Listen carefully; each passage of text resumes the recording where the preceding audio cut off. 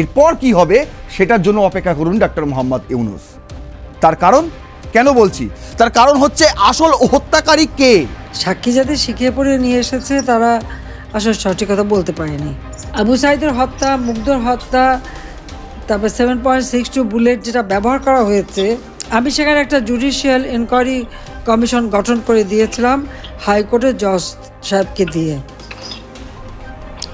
Doctor Mohammad Yunus কিন্তু সেই enquiry করতে দেয় নাই। টোটাল 5খানা অভিযোগ ছিল, তার মধ্যে 2টো প্রমাণ করতে পারেনি, কিন্তু 3টি অভিযোগ প্রমাণিত যেহেতু হয়েছে তাই একটিতে তাকে আমৃত্যু কারাদণ্ড এবং অন্য 2টিতে অপরাধে তাকে মৃত্যুদণ্ড দেওয়া হয়েছে। আমৃত্যু কারাদণ্ড আর মৃত্যুদণ্ডের মধ্যে পার্থক্য কোথায়? কিন্তু আসলে আবু সাঈদকে খুন করলো কে? কে করলো?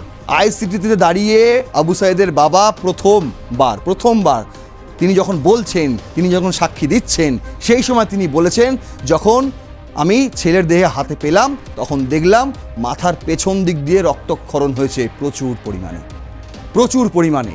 পুলিশ যদি সামনে দিয়ে গুলি করে তাহলে মাথার পেছনে কি করে রক্ত গেল? একটা মানুষকে আপনি ষড়যন্ত্র করে দেশ থেকে উৎখাত করলেন, তার পথ থেকে উৎখাত করলেন, এবার তাকে খুনের চেষ্টা করলেন একাধিকবার, পারলেন না, ব্যর্থ হলেন, এবার আইসিটিতে গিয়ে তাকে ফাঁসির সাজা দিয়ে দিলেন। কি সহজ না বিষয়টা?